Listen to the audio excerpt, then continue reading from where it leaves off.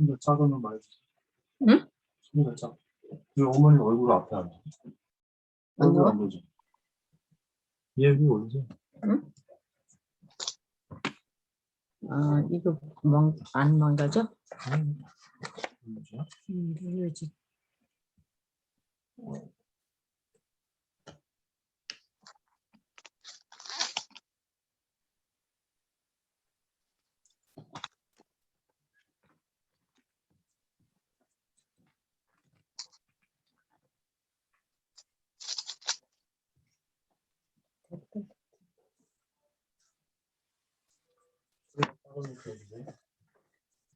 작으면? 네, 소리 너무 크거나 작으면 어디 조절을? 얘기하면은 응. 정서방을 부르라고? 네, 앞에 있을 때. 음.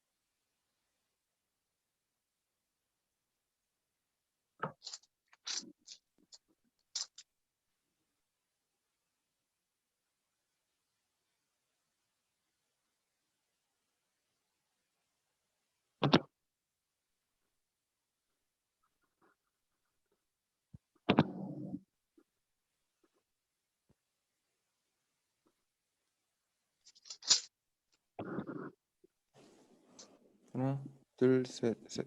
목소리 잘 들리시나요? 예. 네. 예.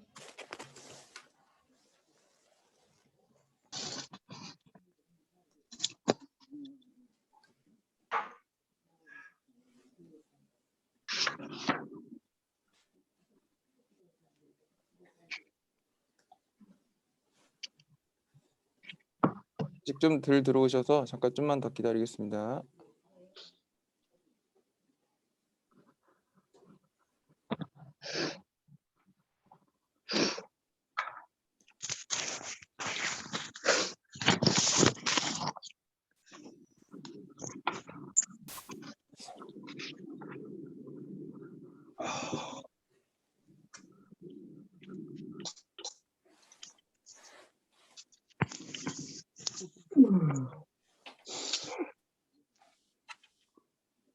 밑에 말하는 거 소리 누르는 거 네.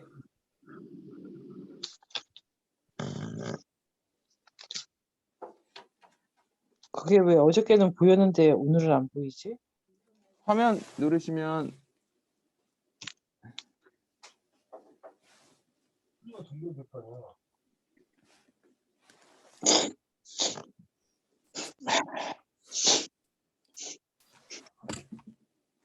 자기야 나 휴지 좀 줄래?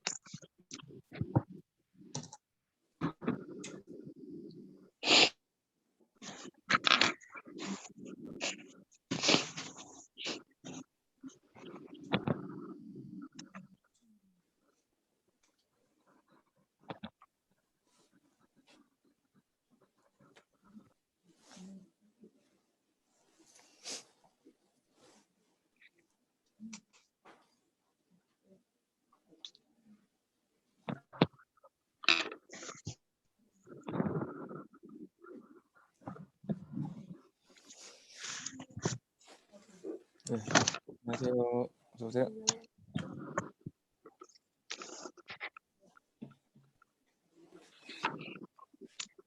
네.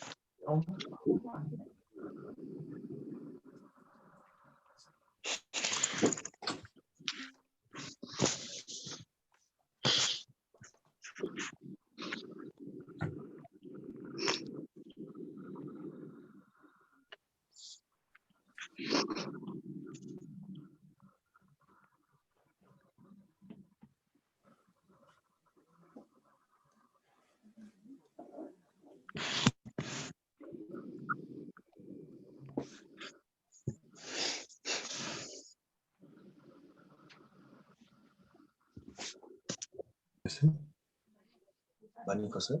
네. Yes.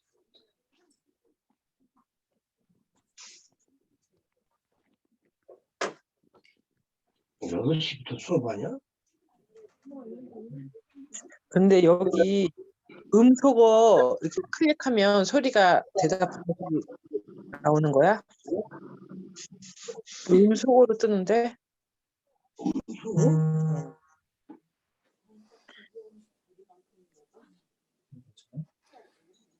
이따 목사님 나오면 알겠지?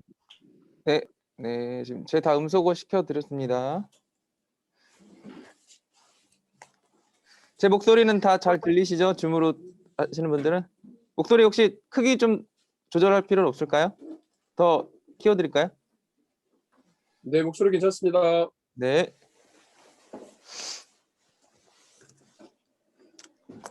네, 저희 시간이 되었으므로 제가 기도하고 시작하도록 하겠습니다. 하나님, 오늘 구약 성경 첫 번째 시간 아버지 시작합니다. 주님께서 우리 가운데 이렇게 새벽부터 공부할 수 있는 힘과 지혜 허락하여 주시고 하나님의 말씀 올 한 해 이 구약 성경으로 시작하게 하심을 감사드립니다. 아버지, 우리 가운데 주시는 하나님의 은혜와 아버지 정말 그 지혜로 말미암아 아버지 말씀을 읽어 나갈 때 아버지 우리 가운데 하나님의 은혜가 날마다 더하게 도와주시고 아버지 모르는 것도 주님께서 성령의 지혜로 밝히 보여주셔서 아버지 그동안 몰랐던 많은 것들 알게 하여 주시옵소서. 특별히 여호와를 아는 지혜가 아버지 우리에게 너무나도 꿀같이 느껴지게 도와주시고 아버지 그 지혜로 말미암아 우리 삶 가운데 아버지 주님의 평안과 하늘의 행복이 날마다 거하는 삶을 살아갈 수 있도록 도와주시옵소서. 예수님의 이름으로 기도합니다. 아멘. 네.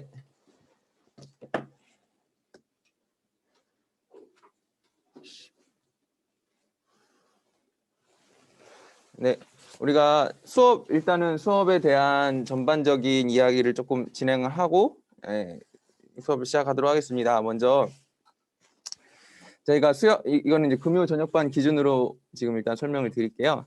저희가 이 수업을 하는 목적은 구약의 말씀인 성경을 개관하는 일이고 그 다음에 하나 둘 셋 네. 목표는 이제 구약 성경을 저희가 전체적으로 깊이 알 수는 없어요. 왜냐하면 이걸 다 하기에 너무 짧은 시간이에요. 하지만 구약 성경 전체를 한번 이렇게 구약 성경이 생겼구나 하고 살펴보기에는 괜찮은 시간이에요. 12주라는 시간 동안 우리가 구약 성경 창세기부터 말라기까지 쭉 진행을 하면서 구약 성경이 전체적으로 숲을 보는 거죠. 네. 하나하나 나무까지는 다 못 볼지라도 전체적으로 이렇게 생겼구나. 이게 구약 성경이구나. 이런 내용으로 이 구약 성경이 흐르는구나. 이것을 우리가 살펴보는 12주의 시간이 될 거고요. 시간은 말씀드린 대로 6시, 새벽 6시에 시작해서 6시, 7시 반까지 1시간 반, 90분 강의가 모든 똑같이 다 기준으로 진행이 됩니다. 그리고 보니까 지금 저희 새벽 기도 시간이 조금 늦게 끝나면 6시가 되게 촉박하긴 한데 혹시라도 새벽 기도가 조금 늦게 끝나면 좀 늦게 시작될 수 있다는 거 생각해 주시고 그 다음에 저희가 그 출석이 공지 이따가 다시 말씀드릴 건데 2회 무단 결석일 때 이수가 안 돼요. 조금 미리 공지를 하고 결석을 하면은 괜찮은데 무단 결석은 그래요. 근데 저희가 생각해보니까 새벽 6시 반이라서 청년들이 무단 결석이 좀 많을 것 같아요. 무단 결석은 아닌데 의지를 하고 자지만 일어나 보니 시간이 지나 있는 그런 경우는 미리 이제 저한테 내가 의지가 좀 약하다라고 얘기를 한 청년들이 좀 있어요. 하지만 열심히 그 레포트를 쓰기로 저랑 약속을 해서 그렇게 진행하는 걸로 좀 동의해 주시면 좋을 것 같고요.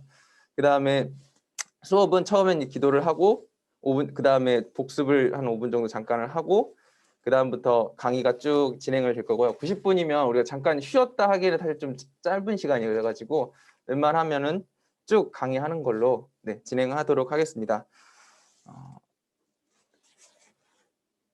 네, 성경은 총 12강으로 진행될 것이고요. 네, 오늘은 오늘하고 다음 주는 이 구약 성경 시작하기 전에 이 성경의 배경에 대해서 먼저 말씀드릴 거예요. 그래서 어떻게 이 성경이 진행이 되는지 잘 알기 위해서 배경적으로 알아야 되는 배경 지식들에 대해서 할 거고, 오늘은 성경의 구조에 대해서 한번 이렇게 쭉 살펴볼 거고, 다음 주 이 시간에는 성경의 지리와 기후, 그러니까 성경에서 우리가 특별히 구약 성경을 읽다 보면 모르는 단어들이 많이 나와요. 네. 왜냐면 지금 뭐 외국 사람들한테 부산이 어디냐고 물어보면 모르고 비빔밥이 뭐냐고 물어보면 모르는 것처럼 그 당시의 문화나 어떤 지형에 대한 어떤 그 이해들은 우리가 지금 너무 부족하기 때문에 그것들에 대해서 미리 우리가 한번 이것도 자세하게 살펴볼 수는 없지만 자주 나오는 것들에 대해서 이렇구나라고 한번 이 생각을 해보고 공부하고 지나가면 다음에 이제 성경책이 나올 때 훨씬 더 쉽게 이해가 되거든요. 그래서 지리와 기후에 대해서 다음 시간까지 한번 보고 그 다음 시간부터 이제 시작이 됩니다. 그래서 보면 창조 시대 저희 책 보시면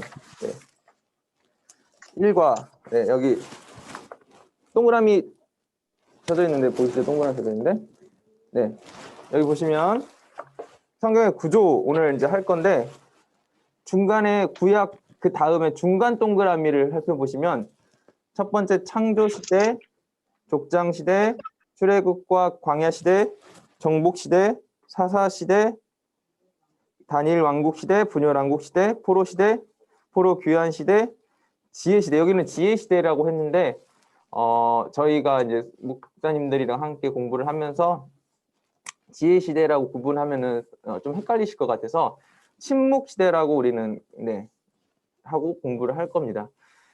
그래서 시대 구분적으로 나누자면 이렇게 창조, 족장, 출애굽, 광야, 정복, 사사, 다니엘 왕국, 분열 왕국, 포로, 귀환 시대, 침묵 시대 이렇게 나눌 거고 이걸 기준으로 12주 동안 저희가 공부는 해나가려고 합니다.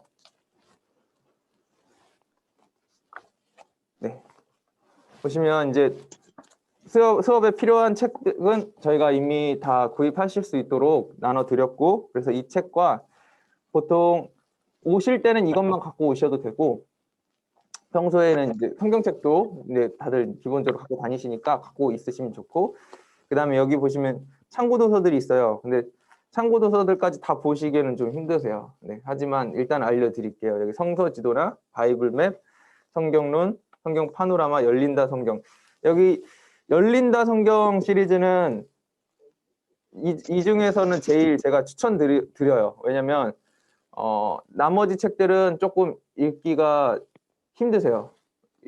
누가 같이 이제 공부하면서 읽으면 되게 좋은 책들인데 혼자서 쭉쭉 읽어나가기에는 약간 조금 어렵고 열린다 성경 시리즈는 그냥 성경에 뭐라고 해야 되나 잡다한 이야기, 야사라고 하죠. 그 잘 알려지지 않는 우리가 그냥 잘 모르는 배경 지식 같은 것들을 좀 잘 설명을 하더라고요. 그래서 이런 책들은 한번 보면 도움이 되십니다. 그리고 저희가 이제 한번 더 얘기 드릴 텐데 이 공부를 하면서 꼭 진행해야 되는 숙제들이 몇 가지가 있습니다. 그래서 그 숙제들을 진행을 해야 되는데 그 중에 한 가지가 성경 읽기예요.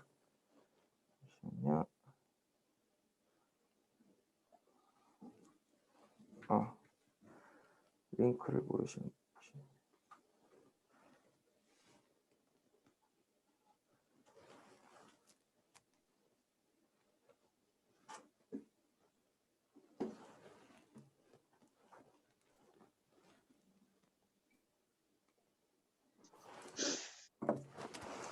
그래서 성경 읽기를 해야 되는데 구약이 모두 몇 권이죠? 39번. 3구 27이죠. 그거는 3구 27. 그래서 39권인데 39권을 다 읽기는 좀 힘듭니다. 왜냐면 일단은 분량이 많아요. 네. 그래서 12주 동안 사실 다 읽으시면 최고 좋으세요. 그래서 가능하신 분은 처음부터 끝까지 쭉 읽어 나가시면 좋은데 이제 그게 어렵다 싶으시면 이해안이 있습니다. 그래서 꼭 해야 되는 이해안은 처음부터 끝까지 다 읽는 건 아니고 우리 배우는 순서대로 읽어 나가시는 겁니다. 그래서 역사적 순서대로 우리가 배워 나갈 텐데 그 중에서 이 역사적 순서대로 몇 가지를 빼고 읽어 나가는 거예요. 그래서 창세기, 출애굽기 하고 레위기는 제끼고 민수기 하고 신명기도 제끼고 여호수아, 사사기 하고 룻기 안 읽고 그런 식으로 이 역사적 사건의 진행만 읽으시고 그 다음에 예언서도 빼고 시가서도 빼고 그래서 그렇게 딱 읽는 순서를 제가 올려드릴 거예요. 그 순서에 맞춰서 거기만 읽으셔도 이 저희가 구약 성경 개관을 하는데 굉장히 도움이 되거든요. 그래서 1화는 다 읽는 거고 2화는 말씀드린 대로 그 역사적인 부분만 순서대로 읽어오는 거. 그래서 우리가 한 주 동안 이 교재 한번 읽어오는 것, 성경 읽어오는 것 이거가 네, 숙제입니다. 네. 그리고 네, 다시 한번 말씀드리면 수업은 한번 오시기 전에 예습 꼭 하셔야 됩니다. 네, 미리 한번 읽어보셔야지 오셔가지고 조금 더 도움이 되세요. 그리고 이게 중요합니다. 네. 결석을 하게 되면 네, 아까 말씀드린 대로 무단 결석이 아니라 미리 공지를 하고 일이 있어서 결석을 하실 수 있잖아요. 그래서 결석을 하시는 분들은 영상을 저희가 끝나고 나서 유튜브로 다시 링크를 올려드릴 겁니다. 그래서 그걸 보시고 네, 혼자서 공부하신 다음에 A4 용지 반장 분량으로 수업 요약과 소감을 보내셔야 되는데 이게 굉장히 부담스러우시다고 하더라고요. 네, 굉장히 뭔가 이렇게 멋있는 글을 써서 보내셔야 될 것처럼 다들 힘들어 하시던데 그러실 필요는 없고 그냥 제가 이야기하는 것들 들으시면서 그냥 이렇게 노트 정리? 네, 그냥 적으시면 돼요.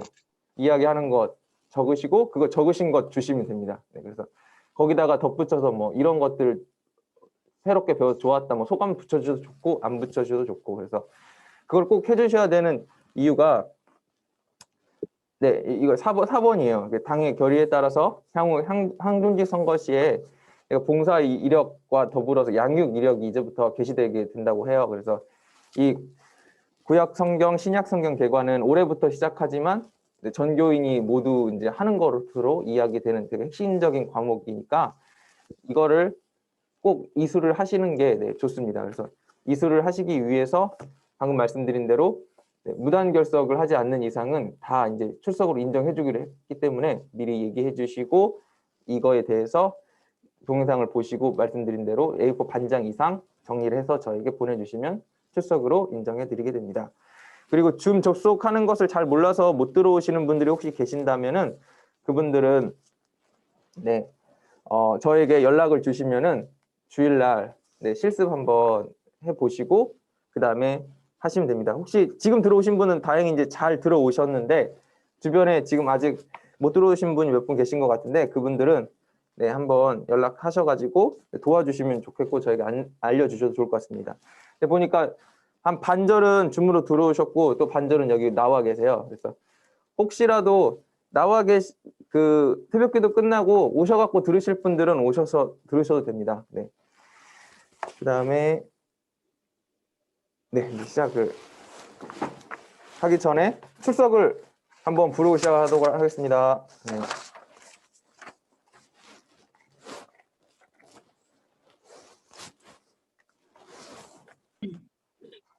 네, 이름을 부르시면 네, 대답해 주시면 네, 온라인으로 계신 분들은 네, 온라인으로 대답해 주시면 됩니다.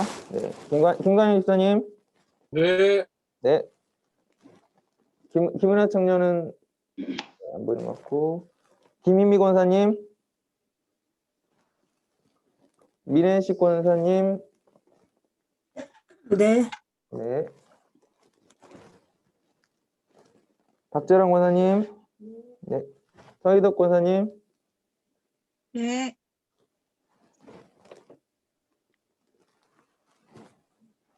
유재랑 권사님. 네. 유현숙 집사님,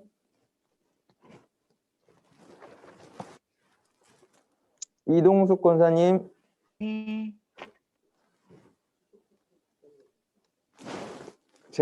제가 부르고 반장님은 체크만 해주시는 걸로. 네. 왜냐면은 제가 이따 다시 말씀드릴 건데 출석 체크를 할 때 다음 시간부터는 네라고 대답하시지 말고 읽고 계신 성경 구절을 읽으시면 돼요. 그러니까 지금 창세기 몇 장 몇 절 읽고 계시면 창세기 3장 19절 읽고 있습니다. 네, 이게 출석 체크인 겁니다. 그래서, 네. 그러니까 어디서 얼만큼 읽었다는 건 얘기하실 필요 전혀 없고 그냥 지금 읽고 계신 그 부분만 얘기하시면 돼요. 뭐 출애굽기 읽고 계시다 그러면 출애굽기 몇 장 몇 절 읽고 계십니다. 네. 이렇게만 대답해 주시면 되기 때문에 또 반장님이 부르시면 또 민망할 수가 있어서 제가 불러드리도록 하겠습니다. 네. 이선아 집사님. 네. 네. 이수남 집사님 대답하신 거죠, 방금? 네. 이선아 네. 집사님. 네. 이선아 집사님 안 들어오신 것 같고 이선희 집사님. 네. 마이크 풀고 대답해 주시면 됩니다. 네. 네네. 그 다음에 이재화 권사님, 이정태 장로님, 네. 장금순 권사님, 장선희 집사님, 네. 장태익 집사님, 네. 전명숙 집사님, 정성덕 집사님, 네. 정임순 권사님, 네. 최혜순 권사님, 네. 김태성 집사님, 네. 전행자 권사님, 권호성 집사님, 양현숙 집사님, 원종철 집사님, 네. 김혜건 권사님, 네. 최미영 권사님, 네. 노금선 장로님, 현아청년, 네. 이종수 집사님, 오선주 집사님, 네. 노금숙 권사님. 혹시 제가 출석 안 부르신 분 계신가요?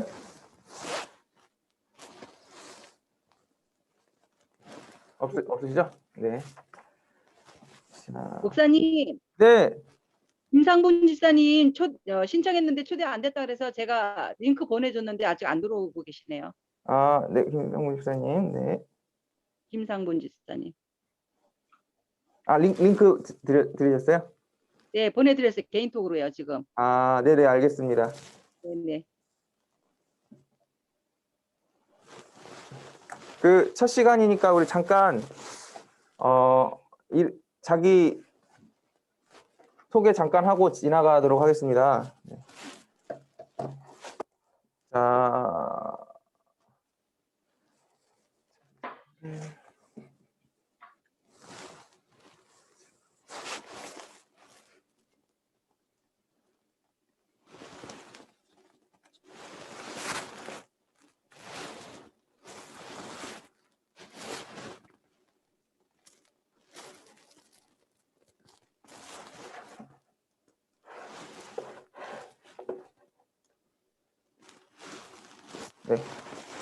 자, 한 분씩 제가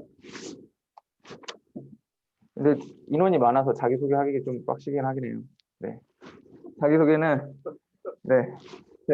다음 주 어떻게 하면 좋을지 조금 연구를 해가지고 그 다음 좋을 것 같아요. 사람이 좀 많은 것 같아요. 네. 한 10명만 되면 제 소개 쭉 하면서 좀 지나면 좋을 것 같은데 일단은 다시 제가 할 게 많은데 1시간 안에 제가 끝낼 자신이 없어서 소개까지 하면 30분밖에 없을 것 같아요. 지금. 목사님 죄송한데요. 네. 음성이 좀 울려서 정확한 발음이 잘 안 들리거든요. 아, 네네. 지금 들어오신가요? 마이크가 지금 괜찮아요. 네네. 그러면 제가 마이크를 들고 하겠습니다. 네. 자, 구약 성경에 시작할게요. 잘 들리시죠, 지금? 네네. 네. 구약 성경에 보면 복에 대한 단어가 굉장히 많이 나옵니다. 그래서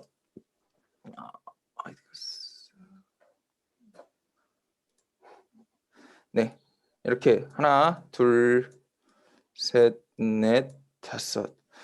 엄청 많이 나오고, 그리고 나오기도 많이 나오는데 여기가 이제 종류도 굉장히 여러 가지예요. 복에 대한 어떤 내용이 되게 여기 지금 보시면 복이라고도 되고 형통, 복, 번영, 평강 뭐 이런 식으로 영어로는 이제 정확하게 여러 가지 의미가 구별되는데 이 중에 특별히 많이 나오는 단어가 첫 번째 이게 아슈레이라는 단어, 해피, 행복이라는 단어와 그 다음에 어디 있어? 네, 여기 토브 그리고 여기 블레스라는 단어 이게 세 개가 많이 나오거든요. 근데 이 단어 중에 우리가 특별히 이 복이라 세 번째 단어는 그 하나님께서 우리에게 명령하시는 복이에요. 너는 행복하여라 이렇게 행복해라 라고 명령하시는 복이고 첫 번째 복은 이 우리의 삶 가운데 행복에 대한 이야기. 그러니까 성경이 우리에게 뭐 되게 율법적인 걸 많이 이야기하는 것 같지만 결국은 이걸 통해서 하나님께서 우리에게 말씀하고 계시는 게 있다는 거죠. 그게 뭐냐? 하나님께서 우리에게 말씀하고 계시는 거는 우리가 행복하기를 바라신다는 거. 하나님께서도 우리에게 행복하라고 계속 강복하시는 거죠. 행복해야 된다. 행복할 수 있다. 행복해라 라고 명령하시고 그리고 행복할 수 있는 방법들에 대해서도 계속 말씀하고 계십니다. 그래서 저는 이제 성경을 볼 때 우리가 성경은 예수 그리스도에 관한 책이지만 이 성경은 우리의 행복을 만들어주는 행복을 위한 책이라고 저는 보거든요. 그래서 특별히 구약 성경도 우리를 어떻게 행복하게 만들어줄 수 있을 것인가. 네. 그래서 우리가 이 구약 성경 12주를 하는 동안에 하나님의 말씀을 알면서 더 행복해졌으면 좋겠습니다. 자, 이사야 31장 4절 우리 함께 읽어볼까요?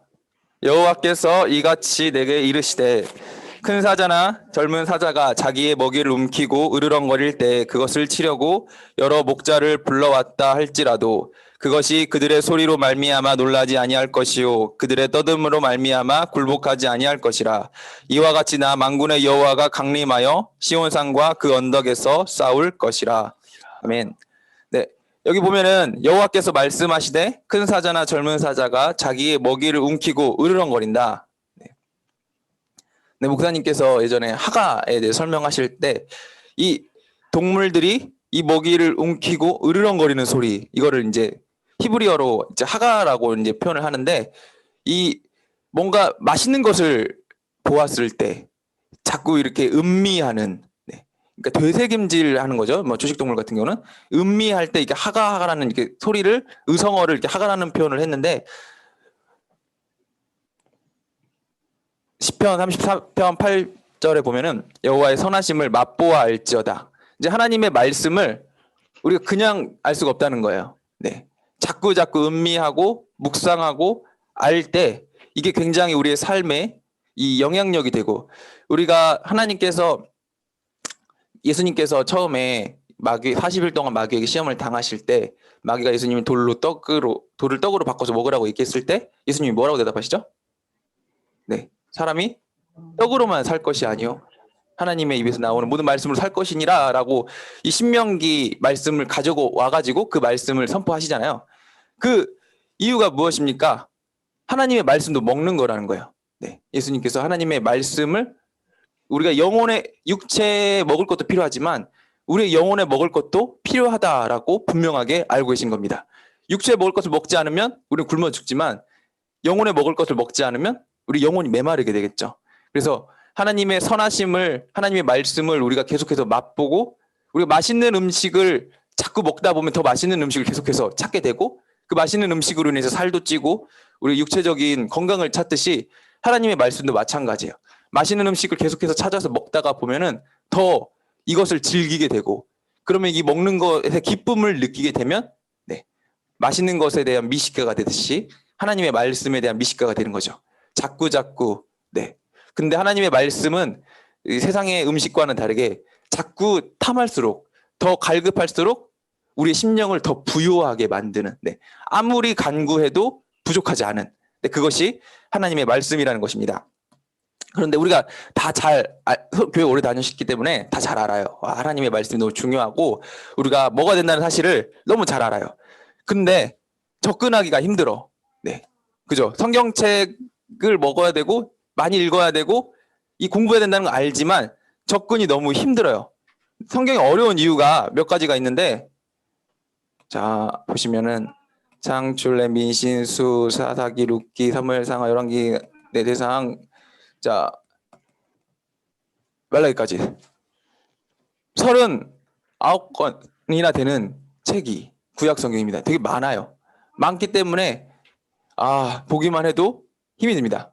근데 이렇게 많은 책이 요즘의 언어로 쓰여진 것도 아니에요. 아까 말씀드렸듯이 문화나 환경 이런 지명도 다 달라요. 그래서 이해하기도 어렵습니다.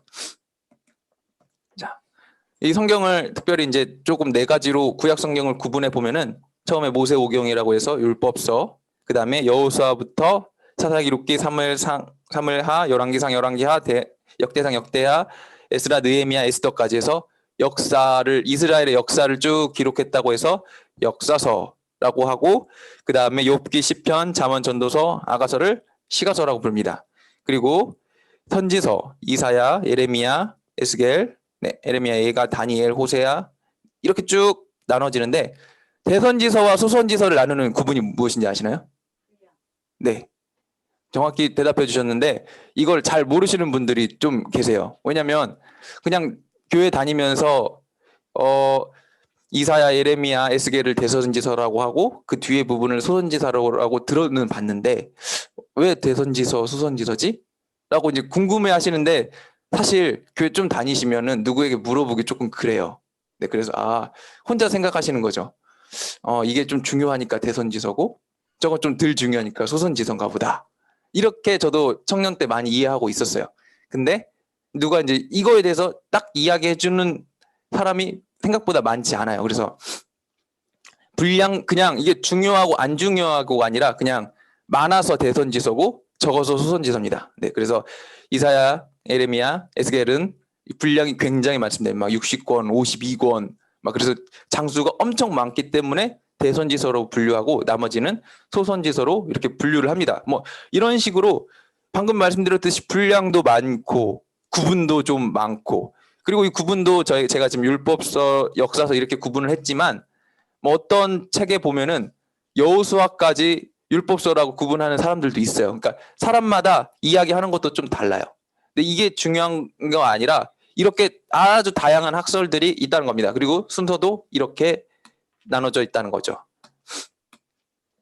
네, 또 보면은 어려운 이야기가 이것들이 역사적 사실의 배경을 두고 있어요. 그냥 막 동떨어진 학문이 아니라 역사적인 어떤 배경 지식이 있어야지 이해하기가 좀 쉽습니다.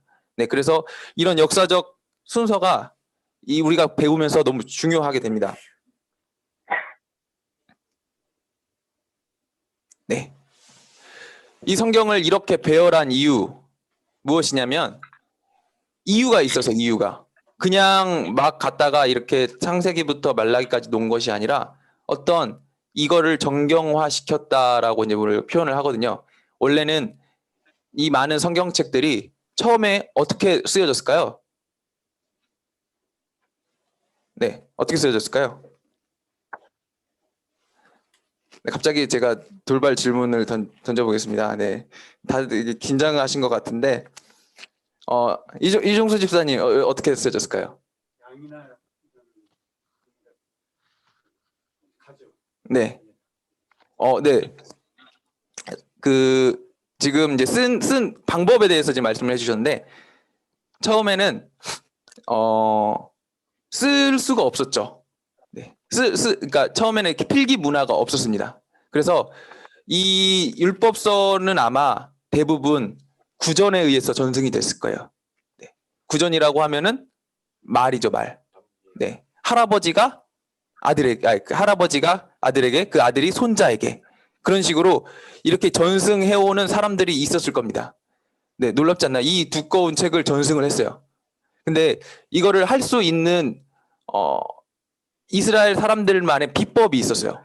그게 뭐냐면 이 이스라엘 사람들은 저기 신명기에 보면은 이런 얘기가 나오죠. 너는 나가든지 들어오든지 하나님의 말씀을 붙들고 뭐 문설주에다도 메고 그러니까 눈에 보이는 모든 곳에 하나님의 말씀이 다 있었습니다. 근데 그거는 이제 말씀을 가르치기 위해서이기도 하지만 하나님의 말씀이 날마다 그 사람들을 삶 가운데 있게 하기 위해서도 그렇죠. 우리가 화장실 갈 때마다 화장실 문 앞에 말씀을 하나 붙여놓으면 아마 1년 동안 왔다 갔다 하면서 자연스럽게 그 말씀 외워지실 거예요. 그러듯이 이스라엘 사람들은 자기 주변에 눈에 보이는 모든 곳에 하나님의 말씀이 있었어요. 근데 그것이 쓰여지기 전에는 또 전하는 방법이 있어야 될 거 아니에요. 이스라엘의 언어는 그러니까 고대 이스라엘 사람들이 쓰던 언어는 히브리어였는데 히브리어는 약간 그 음가가 있었어요. 그러니까 우리나라 옛날 시조 부르실 때 옛날 그런 시조 같은 거 부르실 때 약간 음을 섞어서 부르시잖아요. 그것처럼 이 히브리어에도 음가가 있어서 노래 같은 느낌이에요. 그래서 노래로 구전이 계속됐습니다. 그래서 사람들이 우리가 그냥 이야기하는 것보다 그냥 외우는 것보다 노래로 부르면 훨씬 잘 이어지잖아요. 그래서 이스라엘의 이 히브리어의 언어의 특성상 외우기가 굉장히 유리한 언어였습니다. 그래서 이것을 근데 이게 이 구전으로만 전승돼서 단점이 있었는데 뭐였냐면 히브리어에는 모음이 없어요. 그러니까 지금 히브리어에는 모음이 있는데 고대 히브리어에는 모음이 없었어요. 그래서 이 모음이 없기 때문에 자음은 따로 전달되고 그 다음에 구전으로 말은 따로 전달되고 해서 나중에 이 모음 찾는 일이 굉장히 큰 일이었어요. 네, 이런 뭐 에피소드들도 있는데 말씀드리고 싶은 거는 히브리어는 그 당시 맨 처음부터 적혀서 전해진 건 아니고 구전으로 전해지다가 중간에 필요에 의해서 책으로 묶이게 되었는데 그냥 묶지 않았겠죠. 사람들마다 구전되어 온 게 다르고 그냥 구전해온 순서가 달랐을 텐데 어떤 기준으로 이것을 묶었느냐. 네. 그것을 묶을 때, 그러니까 정경화시킬 때 사람들마다 논란이 있었을 텐데 그 논란을 가장 이제 평이하게 이야기하는 것 중에 하나가 역사적 상황에 따라서 묶었다라고 우리가 이제 볼 수 있는 거죠. 그래서 창출내 민신수, 특별히 이제 이스라엘 백성들이 가장 중요하게 생각하는 모세 오경을 묶고 그 다음에 역사를 묶고 그 다음에 시가서를 묶고 선지서를 묶었는데 이게 또 밑에 보시다시피 밑에 그림 보시면은 한 역사 안에서 막 여러 개가 막 갈라져요. 순서대로 쭉 가면 그나마 좀 나은데 이 역사서는 순서대로 다행히 쭉 가지만 그 뒤에 선지서는 되게 중구난방으로 막 지나갑니다. 네, 그렇기 때문에 이 얘기가 나왔다가 저 얘기가 나왔다가 이렇게 왔다 갔다 하면 분명히 헷갈리실 수가 있습니다. 이런 여러 가지 문제로 인해서 너무나 복잡하게 되는 겁니다. 그래서 우리가 이 12주 동안에 성경 말씀을 최대한 역사적인 시대의 흐름에 따라서 공부해 나가는 것으로 우리가 이 성경이 쓰여진 이유가 있기 때문에 그렇게 좀 더 이해하기 쉽게 역사적으로 공부를 하려고 합니다. 네, 그러면 성경 시대 구분 약간 한번 해보도록 하겠습니다. 네, 아까 우리가 처음에 성경의 시대 구분은 우리가 다 끝날 때는 다 외우셔야 돼요. 네, 오늘뿐만이 아니라 12주 끝날 때 성경이 이렇게 구분되어 있구나 라고 이제 다 외우셔야 되는데 첫 번째가 창조시대, 네, 두 번째가 족장시대, 세 번째가 출애굽 광야시대, 네 번째가 가나안 정복시대, 다섯 번째가 사사시대, 여섯 번째가 다니엘 왕국시대, 일곱 번째가 분열 왕국시대, 여덟 번째 포로시대, 아홉 번째 포로 귀환시대, 열 번째 아까 뭐라고 했죠? 침묵시대. 네, 침묵시대. 이렇게 시대적으로 구분이 됩니다. 그리고 창조시대부터 족장시대. 족장시대 대표적인 인물이 누가 있죠? 네, 아브라함도, 네, 욥도 족장시대 대표적인 사람이죠. 또 아브라함의 아들 이삭과 야곱, 그리고 그 밑에 야곱의 아들, 네, 저희가 근데 일반적으로는 야곱의 아들로 요셉을 많이 이야기하죠. 네, 예수님의 족보에는 유다가 나오지만은 네, 성경에는 이 요셉이 좀 주인공처럼 나오니까요. 그래서 창세기 시대는 그렇게 족장 시대까지 지나갑니다. 네, 보이시죠? 네. 창조 시대의 대표적인 사건들이 몇 가지가 있죠. 하나님께서 천지를 창조하신 다음에 에덴 동산을 창조하신 사건, 그리고 노아의 홍수 사건, 그리고 바벨론 사건, 하나님께서 언어를 흩으신 사건이 창조시대 대표적인 사건들이고, 그 다음에 족장시대에 방금 말씀드린 것처럼 아브람과 이삭과 야곱과 요셉, 이들이 대표적인 족장이, 물론 요셉은 족장이라고 하기에는 한 나라의 뭐 총리였기 때문에 그렇게 하지만 우리가 역사적으로 따지면 그냥 족장에 속한다고 넣은 것입니다. 그리고 방금 김대성 집사님께서 말씀하셨던 것처럼 여기에 이제 특별하게 들어간 한 사람인데 욥이에요. 욥은 사실 어느 시대의 사람인지는 우리가 정확히 몰라요. 왜냐하면 나오지 않기 때문에. 하지만 시대적인 상황으로 추측해 봤을 때 아마 족장 시대 어느쯤에 있는 사람이었을 거다라고 우리가 추측을 하고 있고, 그래서 욥은 이 시대의 사람으로 등장을 합니다. 그럼 욥기 주제가 뭐죠? 갑자기 되게 뜬금없는 질문이죠. 욥기 주제가 뭘까요?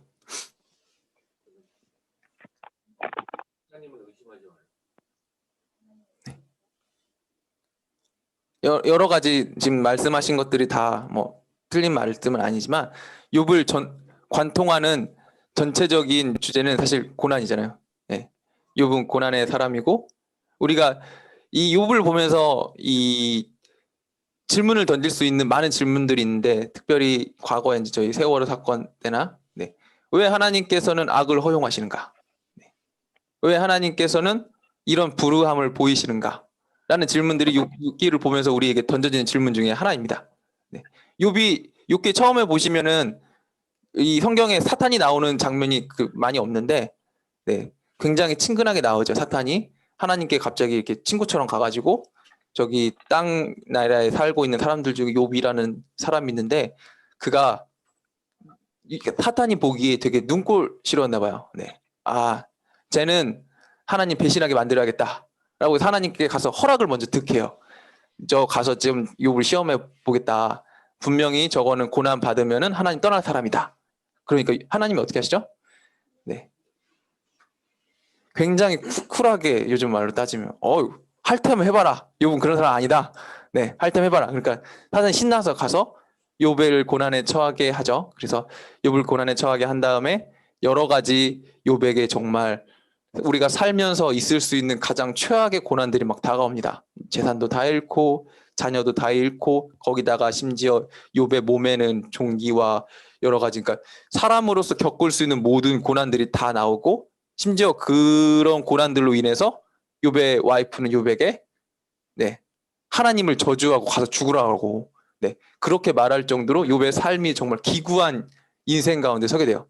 근데 그가 고난만 당하면 상관이 없는데 욥의 친구들이 찾아오죠. 찾아와가지고 욥을 위로하는 게 아니라 욥을 놀려요. 어떻게 놀리죠? 그쵸. 욥이 와가 정죄하는 거죠. 그 당시에 사람들의 사고는 이 뭔가 그러니까 안 좋은 일이 있을 때 신이 분노했다라는 사고가 있어요. 그래서 욥의 친구들이 와가지고 욥이 고난 당할 때 와갖고, 너가 지금 잘못되고 있는 이유는 너가 잘못한 게 있어서야, 너가 죄진 게 있어서야. 그러니까 빨리 그 찾아서 회개해라 라고 계속해서 이야기하고, 욥은 그 이야기를 듣고 막 속 터져가지고 나 그런 거 없다, 나 그렇게 살지 않았다 라고 계속 변론을 합니다. 그때 이제 마지막에 이제 새 친구가 떠나고 엘리후라는 사람이 와가지고 하나님을 봐라 라고 이제 조언을 해주고, 욥이 그 조언을 듣고 나서 하나님을 보았을 때 이제 욥이 마지막에 고백을 하죠. 내가 지금까지는 듣기만, 그러니까 나의 하나님이 아니었고 그냥 귀로 듣는 하나님이었는데 이제 직접 하나님을 눈으로 봐서 알게 되었습니다. 그래서 정말 살아계신 하나님을 고백함으로 인해서 욥이 하나님을 다시 보게 되는 그런 놀라운 일이 일어나고, 그 다음에 하나님께서 욥에게 다시 뺏어갔던 사단의 시험이 끝나면서 다시 하나님의 축복이 임하게 되는 그런 굉장히 재밌는 이야기들이 욥기에 등장을 해요. 근데 이게 어느 시대냐면 족장 시대라는 거죠. 그리고 나서 출애굽 광야 시대가 나옵니다. 이 출애굽 광야 시대 대표적인 성경책으로는 출애굽기와 민수기가 있습니다. 그리고 이 보시면 출애굽기, 레위기, 민수기, 신명기 이렇게 가죠. 근데 출애굽기와 민수기는 역사적 순서대로 진행이 되는 반면에 레위기와 신명기는 그렇지 않아요. 레위기는 무슨 책이냐? 하나님께서 우리에게 주신 율법에 대한 책이고, 신명기는 어떤 책인지 아시나요? 신명기는 쉽게 쉽게 설명드리면 모세의 설교예요, 설교. 네. 그러니까 이 민수기 출애굽하고 민수기를 거치는 이 광야 시대의 시간 동안에 이스라엘 백성들이 한 일에 대해서 모세가 하나씩 하나씩 찝어다가 너희들 그랬지 않느냐, 그랬지 않느냐, 하나님 이렇게 우리에게 말씀했지 않느냐, 그래서 우리가 벌을 받았고 우리가 이래서 잘 해야 된다라고 이야기를 해요. 그래서 신명기 읽다 보면은 출애굽기에 민수기에 나왔던 사건들이 계속 다시 나와요. 그러니까 분명히 전에 있었던 일인데 왜 다시 또 나오지? 라는, 아니 두 번 있었던 일인가? 이런 고민과 이런 혼란이 올 수 있습니다. 그래서 제가 미리 말씀드린 게 신명기는 설교다. 그러니까 설교니까 과거에 있었던 일을 가져와서 다시 한번 우리에게 얘기하는 것이다. 네. 그렇기 때문에 지금 보시면 민수기와 신명기 동일선상이 있습니다. 네. 그래서 출애굽기 민수기가 역사적 사실에 기반해서 진행이 되는 거고 레위기가 신명기는 이런 책이다. 네. 대표적인 인물로는 모세가 있습니다. 네, 가나안 정복 시대는 그러면 어떤 책이 있을까요? 여호수아. 네. 가나안 정복 시대의 대표적인 인물은 여호수아가 있고 여호수아서가 가나안 정복을 대표하는 이야기고, 네. 여리고성 사건, 네. 아이성 사건, 그리고 성을 정복하는 여러 가지 이야기들이 나오게 됩니다. 그리고 나서 가나안을 다 정복하고 난 다음에 이스라엘의 평화가 찾아오냐? 그렇지 않죠? 네. 사사 시대가 찾아옵니다. 네, 사사 시대는 한마디로 말씀드리면 모두가 다 왕이 된 시대라고 이제 표현하고 싶습니다. 우리가 이 가나안 정복 시대까지만 해도 왕이 누구였죠? 아니죠. 하나님. 네. 모세와 여호수아는 하나님의 대리자. 네. 이스라엘의 모든 왕은 하나님이셨어요.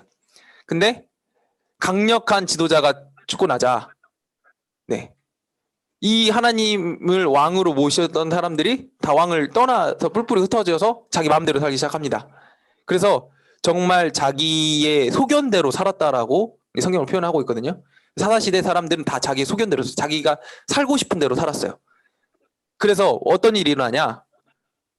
자기가 하고 싶은 대로 살면 우리가 어떻게 되겠죠? 죄를 짓겠죠. 네. 죄 가운데 빠져서 살게 되니까 하나님께서 이스라엘 백성들에게, 우리가 자녀가 잘못을 하면 매를 들듯이 이스라엘 백성들이 잘못을 하니까 하나님께서 매를 들었어요. 그 매가 무엇입니까? 주변 국가. 네, 주변 국가 사람들을 통해서 이스라엘 백성들에게 맹매를 하시는데, 이거 조금 심한 맹매죠. 네, 전쟁을 통해서 죽게 만드시고 고난을 받게 만드셔요. 그랬을 때 이스라엘 백성들이 하나님 앞에 회개하고, 하나님 제발 좀 살려주세요. 네, 도와주세요. 우리 지금 하나님 잊어버렸는데 네, 조금 해주시길 바래요 하니까 하나님 어떻게 하시죠?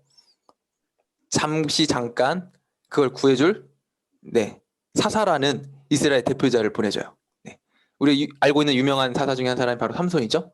네. 사사들은 다 자기의 능력이 있어서 이스라엘 백성들을 외국 그 군대로부터 지킬 만한 어떤 힘이 있었거나 아니면 특별한 지혜들이 있었던 사람을 사사라고 부르는데, 이 사사들을 통해서 하나님께서 주변 국가의 침략으로부터 이스라엘을 구해주시면, 네, 다시 이제 우리가 화장실 들어갔을 때랑 나올 때랑 마음이 다르듯이 자기들이 이 적국들이 다 물러가고 평화로운 시대가 왔다고 생각을 하니까 다시 하나님을 또 떠나서 또 자기 마음대로 또 살기 시작하죠. 이런 역사가 사사기 때 계속 반복이 됩니다. 네.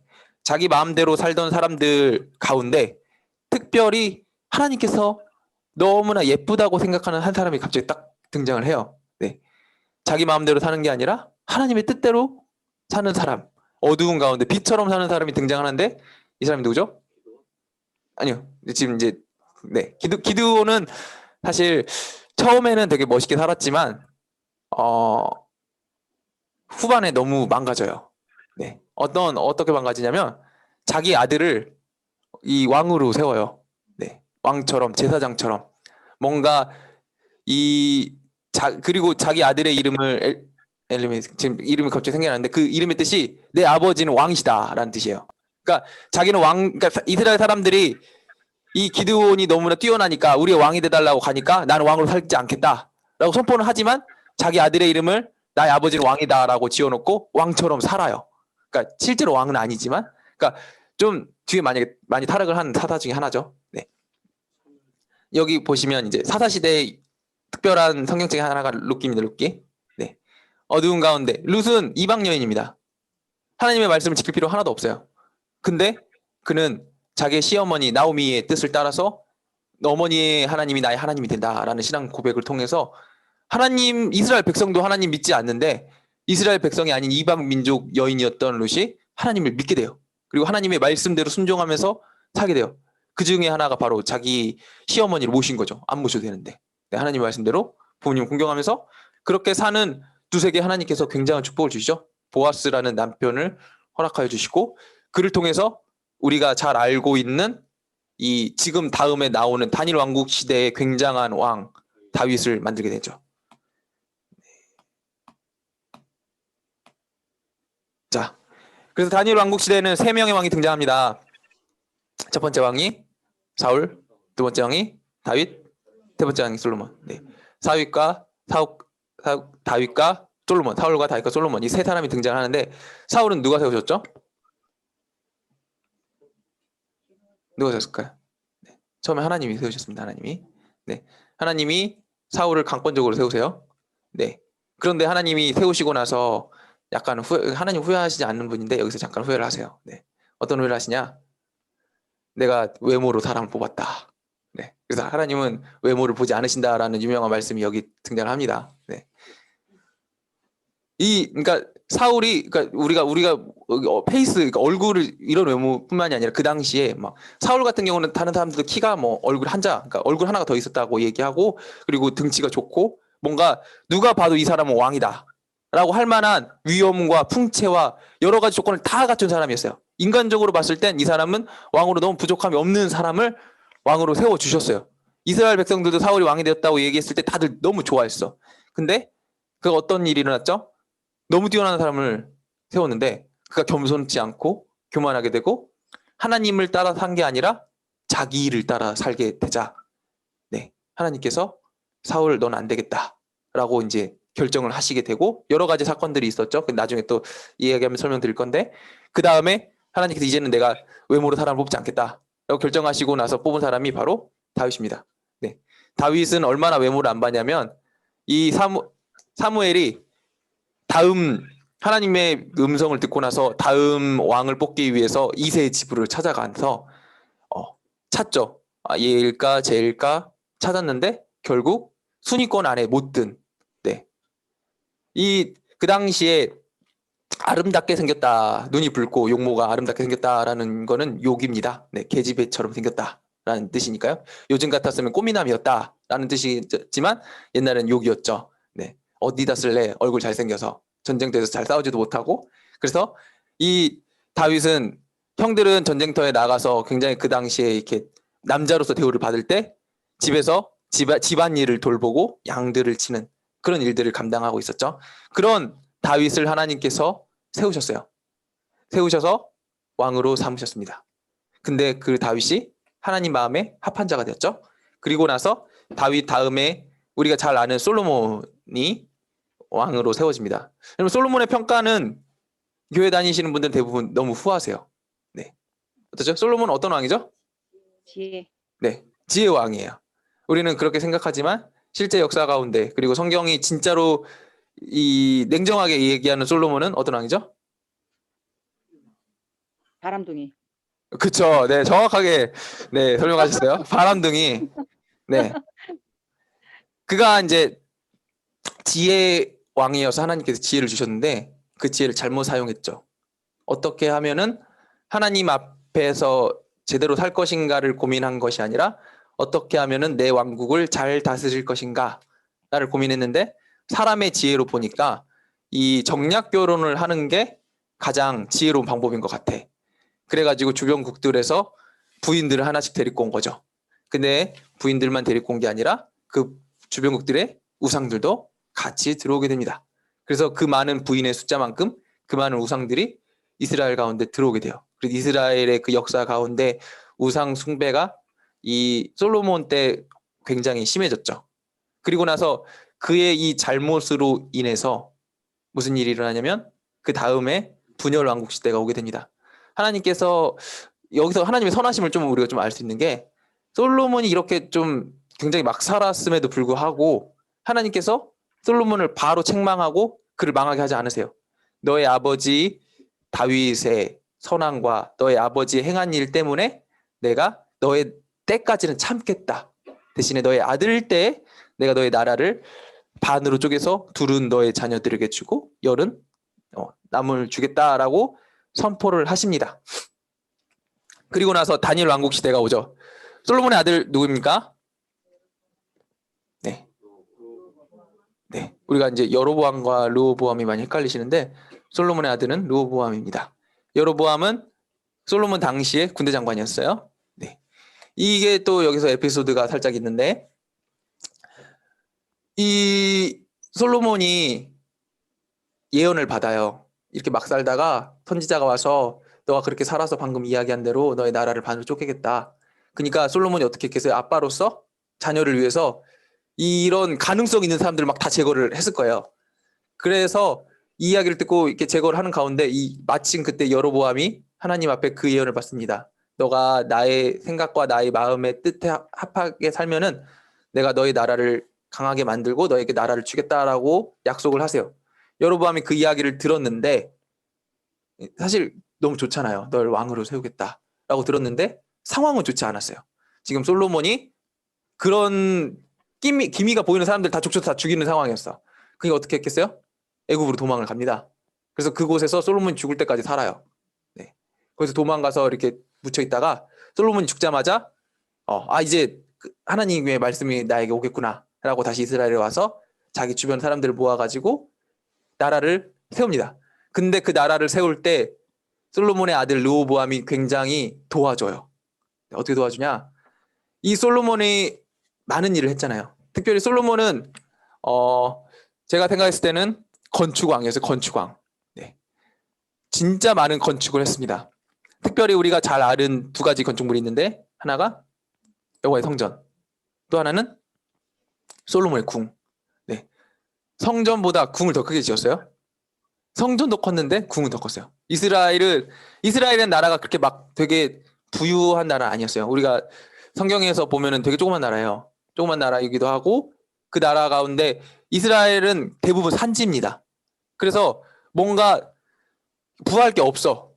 근데 엄청난 많은 재물과 이것들을 가지고 성전을 짓고 그리고 자기 왕국까지 지어요. 근데 그나마 다행인 거는 그 아버지 다윗 왕이 성전을 지을 모든 재료는 다 마련해놨어요. 주변 국들 나라들한테 내 아들이 이제 왕이 되면 성전을 지을 건데 그때 되면 돌도 이만큼 주고 나무도 이만큼 주고 재료들 이만큼 보내줘라 라고 미리 이제 계약서를 다 써놓은 거야. 그래서 솔로몬은 그 계약서에 따라서 받기만 하면 됐었어요. 근데 자기 궁전 지을 때는 안 그랬을 거 아니에요.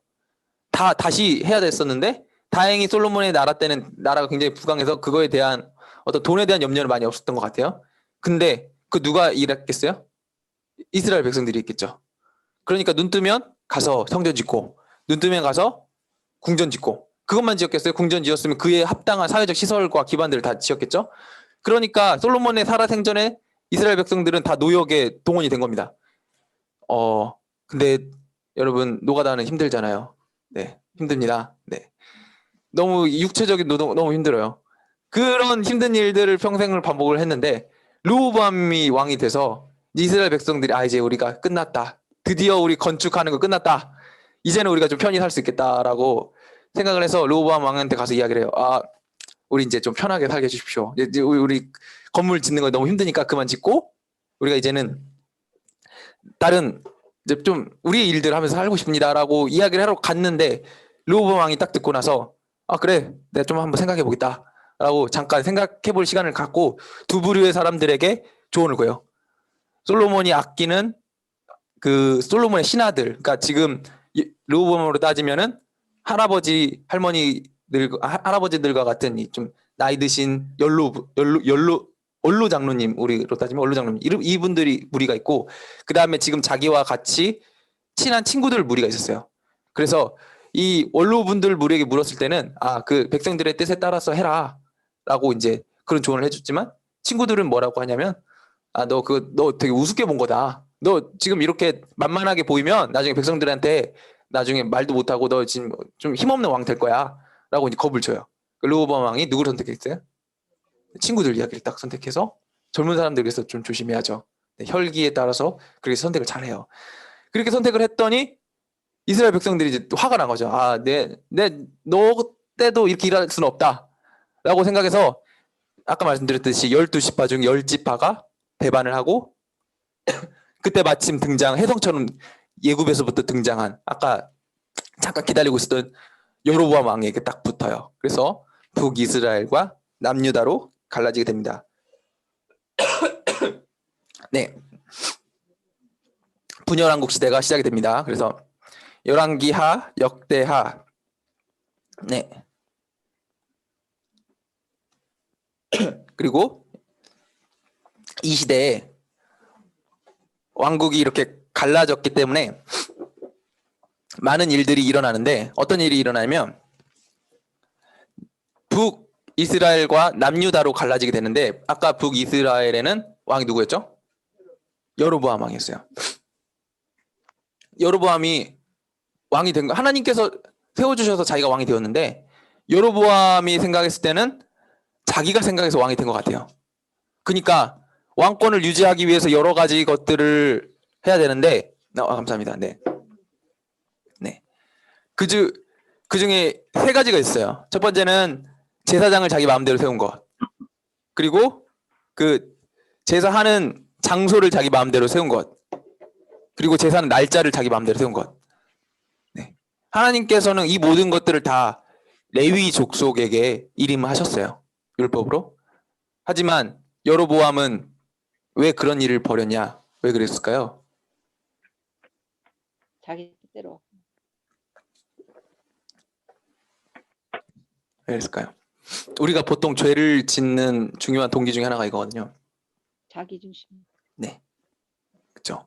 불안함, 불안함, 걱정, 근심, 염려. 여로보암 왕의 걱정과 근심, 염려 중에 하나는 자기를 따르던 백성들이 남유다로 떠날까.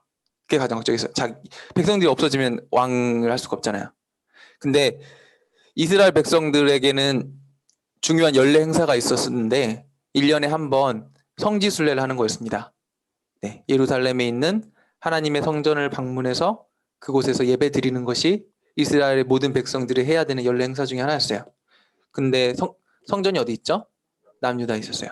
우리가 북한과 남한으로 따지자면은 북한에 있는 사람들이 1년에 한 번 예배를 드리기 위해서 서울로 내려와야 되는 그런 상황이었어요.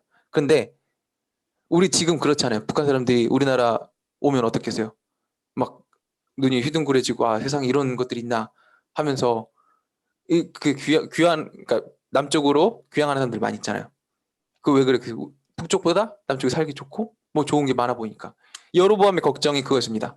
지금 자기 나라 사람들이 예루살렘에 가는데 거기서 좋은 거 보고 하나님의 말씀 뭐 특별히 더 좋은 것들로 인해서 눈이 돌아가서 거기 눌러 살아버릴까 봐 그게 두려워서 아예 못 내려가게 너희들 1년에 한번 거기 내려가지 말고 내가 새로 정한 이 단과 실로에 가서 거기서 예배 드려라 라고 이제 얘기를 하고 제사장도 다 새로 세우고 그래서 아예 내려갈 길을 차단을 하게 됩니다.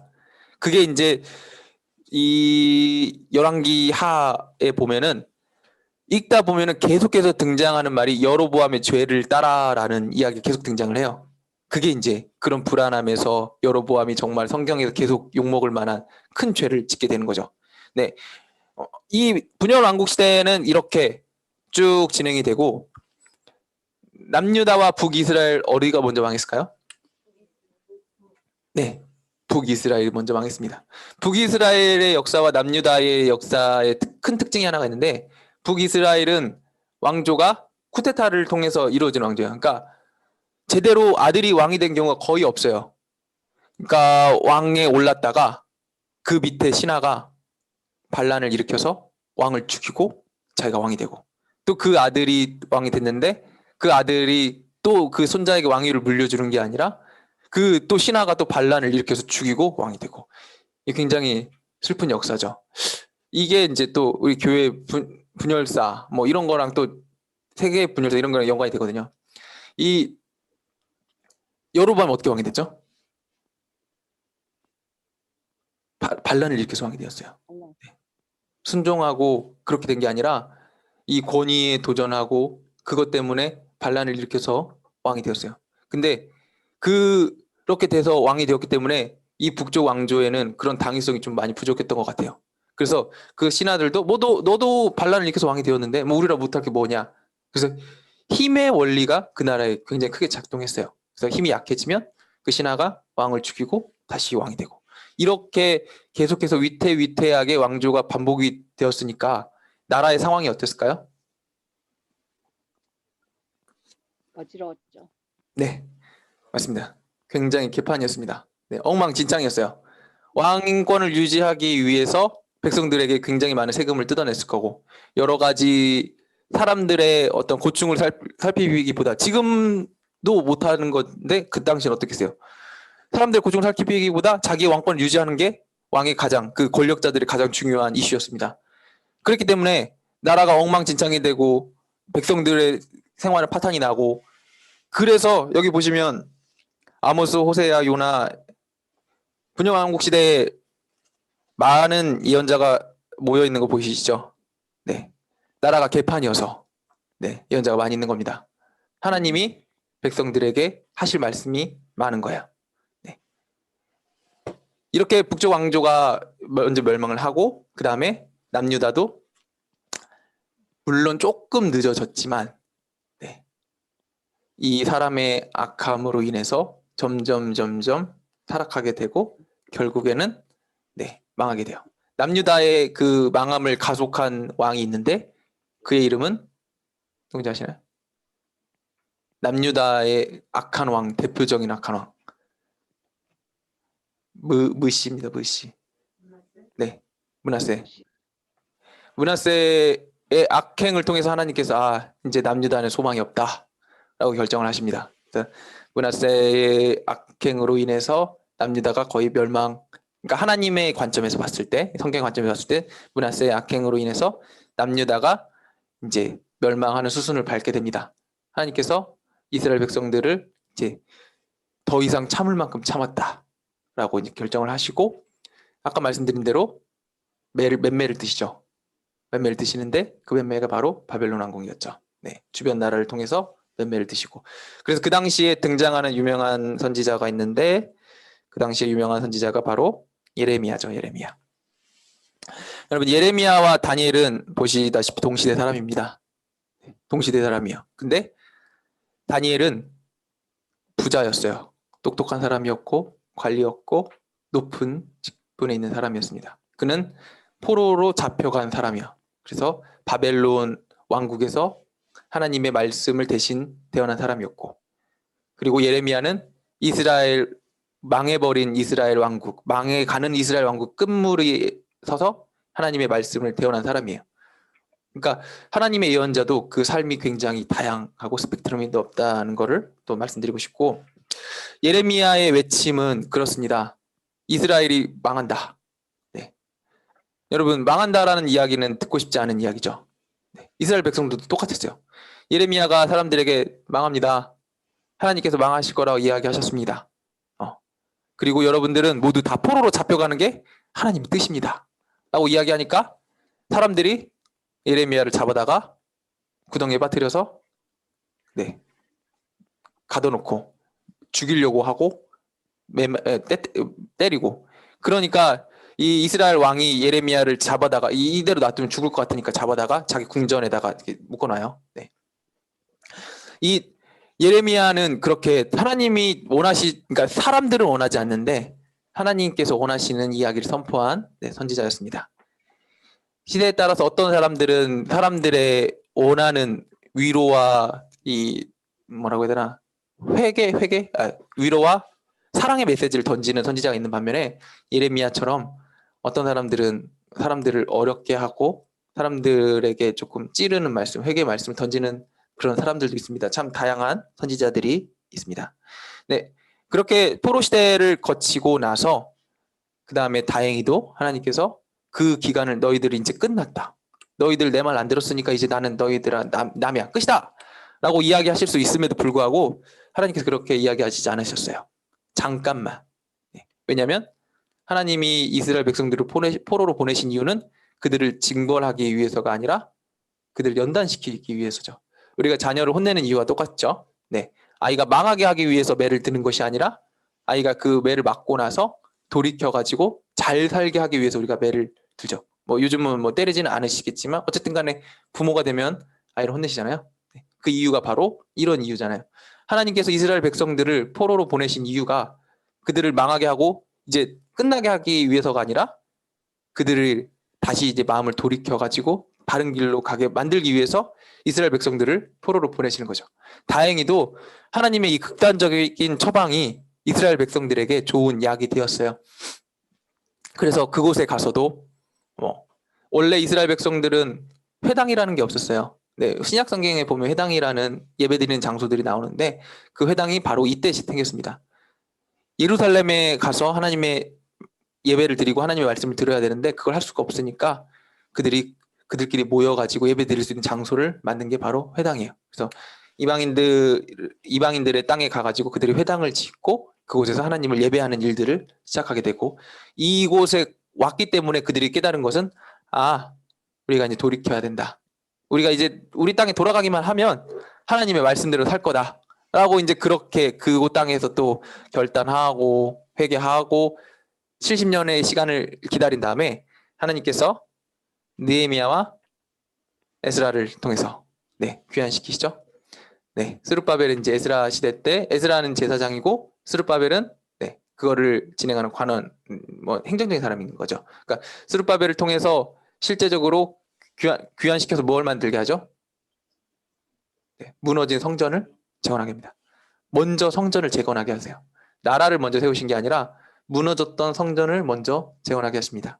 이스라엘 백성들에게 필요한 것은 부강한 나라가 아니라 하나님이기 때문에 하나님께서 그걸 먼저 알려주신 겁니다. 스룹바벨을 통해서 성전을 재건시키고 나서 그리고 나서 하나님은 우리의 또 필요까지도 다 아시잖아요.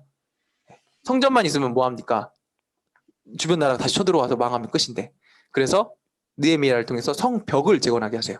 안전한 울타리를 만들게 하시죠. 그 일도 다 하나님께서 주관을 하셔서 굉장히 말도 안 되는 일이죠.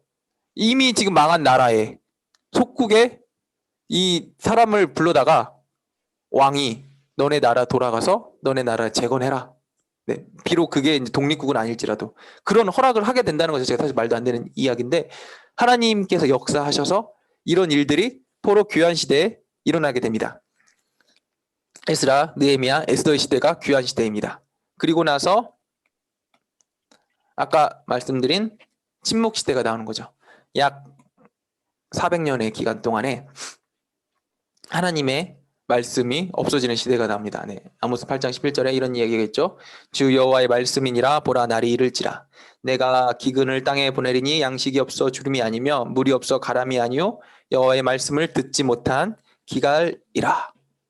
하나님이 없는 시대가 하나님이 없진 않죠. 하나님의 말씀이 없는 시대가 임하게 되죠. 근데 이 시기 동안에 참 감사한 것은 이스라엘 백성들이 포로 귀환 시대 때 굉장히 크게 데인 것 같아요. 그래가지고 에스라 느헤미야를 통해서 우리가 살 길은 하나님의 말씀이다 라고 해서 에스라 느헤미야 시대 영적 대각성이 한번 다시 일어나죠. 에스라가 일어나서 백성들과 함께 말씀을 읽으면 그 말씀이 2박 3일 3박 4일 동안 다 같이 말씀을 읽는데 막 다 흐느껴 울고 하나님의 말씀에 감동하고 회개하고 돌이키고 막 자기의 죄를 고백하고 그런 일들이 이스라엘 백성들 가운데 일어났고 그 당시에 이제 우리가 신약 시대에 나와서는 바리새인이라고 욕하는 바리새인들이 사실 이 당시에 생겨난 거죠. 전적으로 정말 선한 이유에 생겨난 거예요.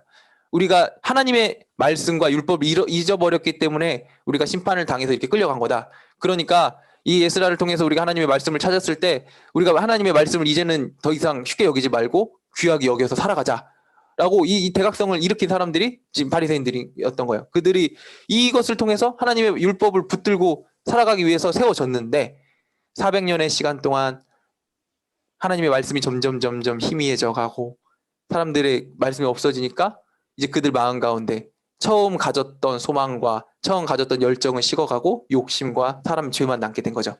그래서 결국 그들은 하나님의 말씀대로 살기 위해 율법을 붙잡았지만 율법만 껍데기만 붙잡고 예수님 시대까지 오게 된 겁니다. 이 침묵 시대에는 가면 갈수록 악해져요. 그래서 말라기 시대 때에 가면은 이제 처음에는 하나님의 이 전에 제사 드리러 갈 때 가장 좋은 것들, 귀한 것들 가지고 갔는데 하나님의 말씀이 없어지니까 사람들이 그게 아까워. 그래가지고 양이 10마리 있으면 가장 귀한 새끼 어린 양 제일 귀한 거 가지고 하나님 앞에 나아가서 드렸는데 10마리 중에 가장 안 좋은 거, 뭐 다리를 전다거나 이거는 팔 수도 없는 거야. 근데 하나님은, 그러니까 사람들이 이제 하나님이 없는 시대 살다 보니까 아, 하나님 모르시겠지, 하나님 안 보니까, 그런 마음이 막 들었던 것 같아요. 뭐 우리도 사실 그렇잖아요. 하나님 뭐 이 정도 괜찮으시겠지 뭐. 네, 그런 생각하잖아요. 우리가 가장 좋은 것들을 드려야 되는데, 뭐 예를 들면은 지난주에 이제 목사님 말씀에 제가 이제 생각나는 것 중에 하나는 그런 거였죠. 하나님의 우리가 예배 드릴 때, 새벽 기도 때 말씀하셨나? 예배 드릴 때, 요즘 온라인 예배 드릴 때 시간을 정해서 드려야 되는데, 네, 시간을 가장 좋은 시간 드리는 거죠. 사실 9시, 뭐 10시, 12시. 일요일 세상 사람들 얼마나 좋아하는 시간이에요. 가장 놀기 좋아하는 시간. 우리가 일하고 나서 가장 편한 시간. 너무 중요한 시간을 하나님 앞에 구분해서 지금까지 드렸는데, 온라인 예배가 시작되고 나서 그럴 필요성이 좀 없어졌잖아요. 언제든지 드릴 수 있는 그런 시대가 되면서 나중에 드리지, 조금 이따 드리지 라고 해서 우리가 정해진 것, 구분된 것을 드리는 것이 아니라 남는 것을 드리게 됐다는 거죠. 네.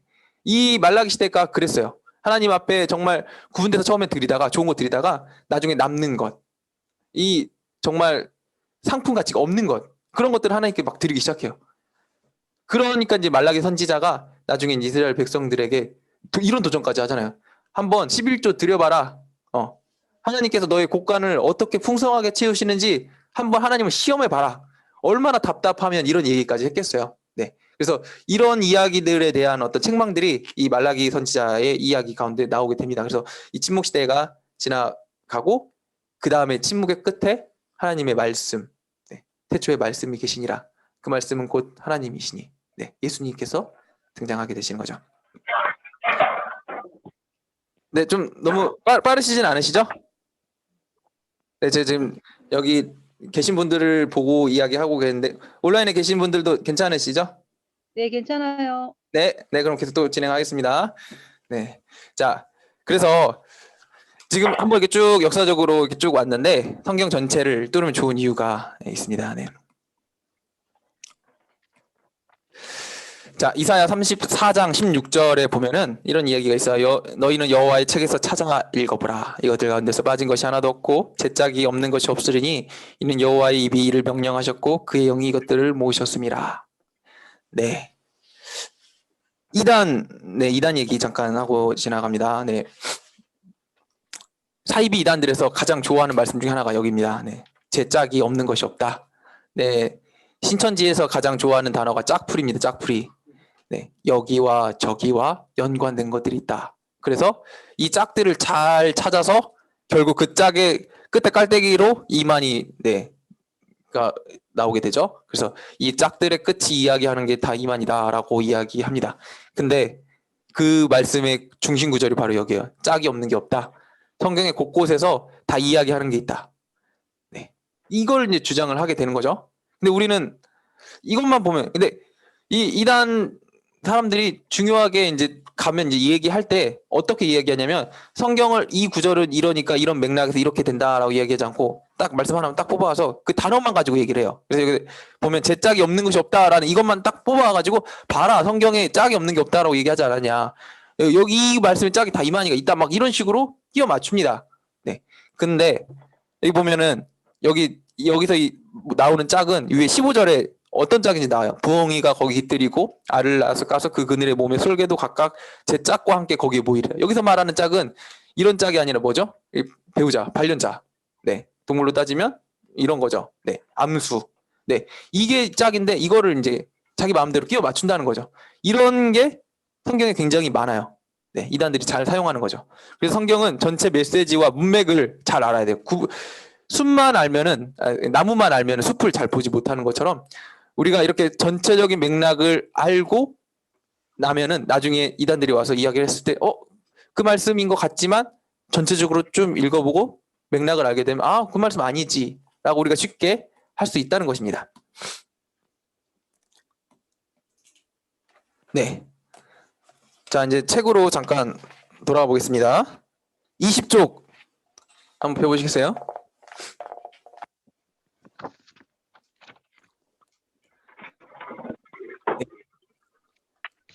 여러분 성경은 누가 썼나요? 라는 질문을 꼭 던지고 가야 됩니다. 성경 누가 썼나요? 하나님, 네. 하나님. 네, 지금 여러 답이 다 나오셨어요. 하나님, 감동. 네. 요즘 말로 따지면 하나님과 사람의 콜라보레이션입니다. 네. 하나님과 사람이 같이 썼어요. 하나님이 혼자서 막 석판에다가 뭐 물론 모세의 십계명을 하나님께서 막 이 돌에다가 하나님의 권능으로 막 기록하셨지만 우리가 지금 보고 있는 이 말씀은 전적으로 다 사람이 쓴 겁니다. 그래서 성경을 볼 때 우리가 오류가 있을까요, 없을까요? 있을까요, 없을까요? 없습니다. 네, 분분하시죠? 우리가 옛날에는 오류가 없다고 배웠어요. 성경의 1점 1핵도 다 오류가 없다라고 배워왔어요. 근데 방금 말씀드렸다시피 이렇게 얘기하시면은 이 성경 조금이라도 읽어본 사람, 그러니까 세상 사람들 중에 성경 읽어본 사람들한테 바로 반론 당해요. 이거 다르지 않느냐, 오류 있지 않느냐라고 이야기하면 할 말이 없어져요. 그렇죠? 왜냐하면 문법적인 오류는 있어요. 네. 누가 썼다고요? 사람이. 사람들. 네. 사람이 썼기 때문에 문법적인 오류가 분명히 있습니다. 그리고 이게 굉장히 긴 시간 동안 이어져 내려왔잖아요. 네. 오랜 시간 동안 많은 사람들에 의해서 쓰여졌기 때문에 이 구전되는 과정 중에 분명히 오류가 있을 수 있습니다. 근데 어떤 것에 오류가 없냐? 이 말씀의 목적에 오류가 없는 거예요. 네. 하나님께서 이 말씀을 흐르게 하시는 그 방향성과 목적에는 오류가 없어요. 정확하게 하나님의 그 기준에 따라서 이 말씀들이 이어져 나갑니다.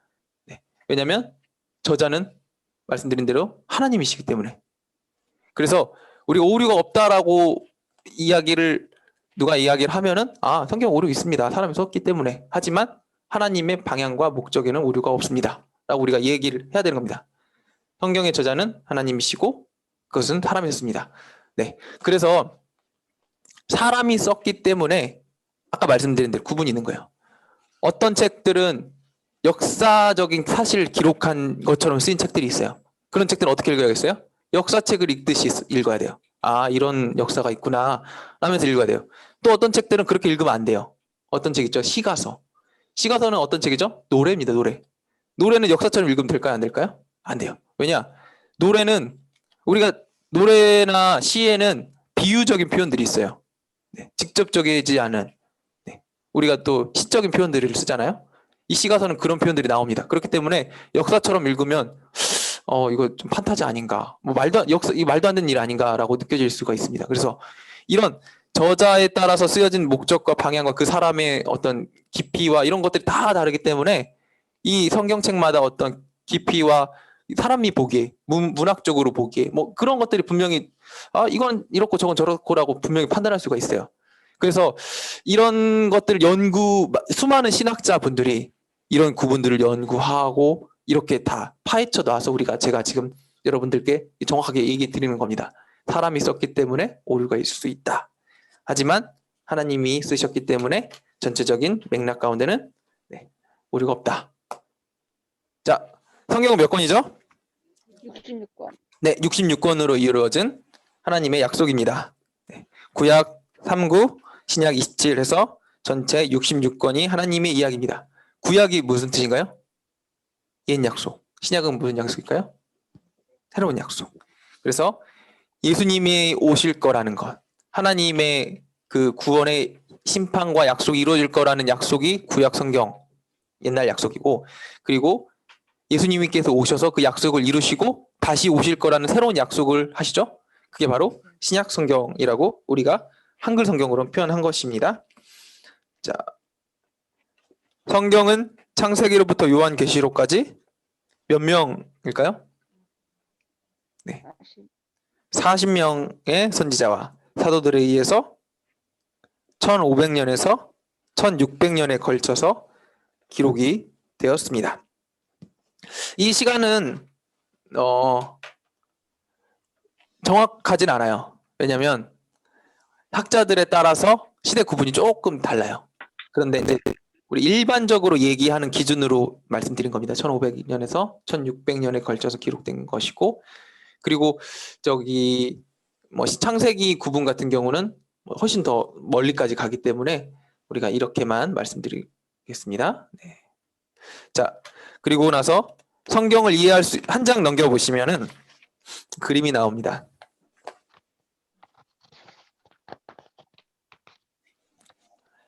성경을 이해할 수 있는 방법 중에 하나는 땡땡땡으로 하는 구속사적 관점으로 보는 것입니다. 네.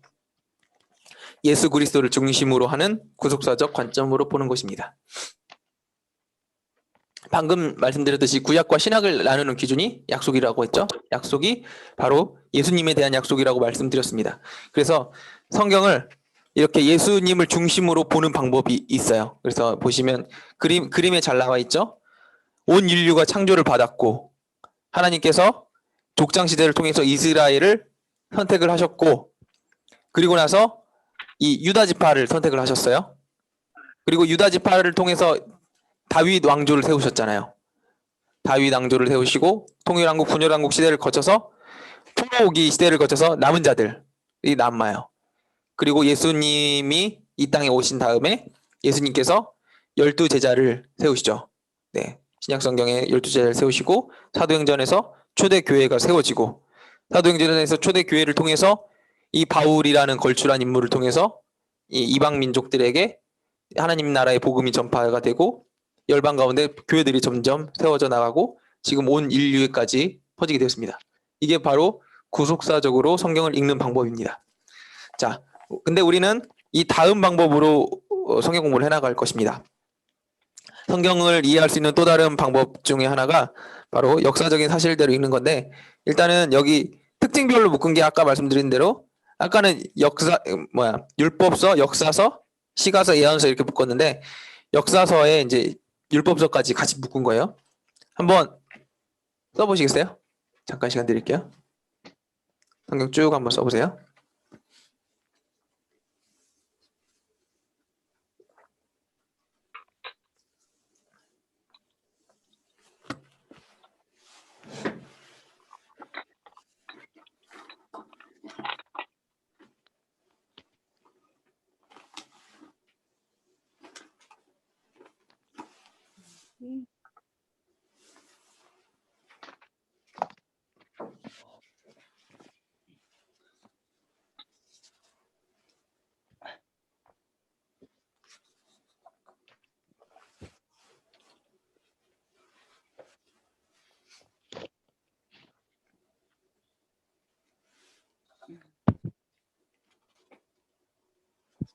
네, 다 쓰셨나요? 네.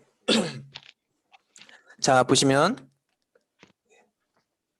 역사서는 창세기, 출애굽기, 레위기, 민수기, 신명기, 여호수아, 사사기, 룻기, 사무엘, 상하, 열왕기, 상하, 역대, 상하, 에스라, 느헤미야, 에스더 이렇게 되고, 시가서는 욥기, 시편, 잠언, 전도서, 아가서, 그리고 예언서는 이사야, 예레미야, 에가, 에스겔, 다니엘, 호세아, 요엘, 아모스, 오바댜, 요나, 미가, 나훔, 하박국, 스바냐, 학개.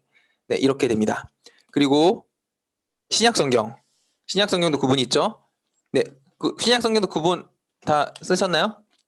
네. 시간이 많이 없으므로 제가 여기는 읽어보도록 하겠습니다. 복음서는 사복음서, 공간복음이라고 부르죠. 마태, 마가, 누가, 가자고, 요한복음 이렇게 사복음서가 있고, 이 신약성경의 역사는 사도행전 하나밖에 없어요. 그러니까 역사라고 하면은 시대 순으로, 그러니까 시간 순으로 구분된 책인데, 이 시간 순으로 쭉 쓰여진 건 사도행전인데, 이 복음서 중에 사도행전 짝이 어딘지 아세요? 저자가 같아요. 맞습니다. 누가복음이랑 사도행전 짝이에요. 누가복음부터 사도행전이 쭉 이어지는 내용입니다. 그래서 누가가 이 데오빌로 가카라는 사람이 둘 다 처음에 등장을 하거든요. 그래서 누가복음과 사도행전은 누가가 쭉 쓴 책이라서 누가복음과 사도행전을 이어서 읽으면은 예수님이 태어나신 시대부터 복음이 전해진 그 성령 시대까지 쭉 이어지게 됩니다. 그래서 이 역사적으로 쭉 기록된다는 거라고 보시면 되고, 서신서는 바울 서신서와 일반 서신서가 있는데 무슨 차일까요? 바울 서신서는 바울이 쓴 책입니다. 네. 그래서 바울 서신서는 로마서, 고린도 전후서, 갈라디아서, 에베소서, 빌립보서, 골로새서, 데살로니가 전후서, 그리고 디모데 전후서, 디도서, 빌레몬서. 이거는 이제 수신자에 따라 나눈 거죠. 바울이 교회나 교회 공동체, 지역에게 쓴 책은 교회에게 쓴 책이고, 그 다음에 개인 디모데라는 사람한테 쓴 책이 디모데 전후서고, 디도, 빌레몬 이렇게 있습니다. 그리고 일반 서신은 데살로니가전서. 그쵸. 이 일반 서신은 뭐냐면은 누가 쓴지는 정확히 구분된 게 아니에요. 그래서 뭐 야고보나 베드로전 이런 건 확실하죠. 요한 이런 건 확실한데 바울이 쓰지 않은 나머지 서신이라고 이제 보는 거죠. 그래서 히브리서는 사실 저자가 안 나와요, 책에. 우리 추측은 하지만 정확히 쓰지 않기 때문에 그냥 모른다라고 이제 보통 얘기를 하거든요. 그래서 이렇게 일반 서신은 편지는 편지지만 바울이 쓰지 않은 편지. 그래서 바울 서신과 일반 서신으로 이렇게 나누게 됩니다.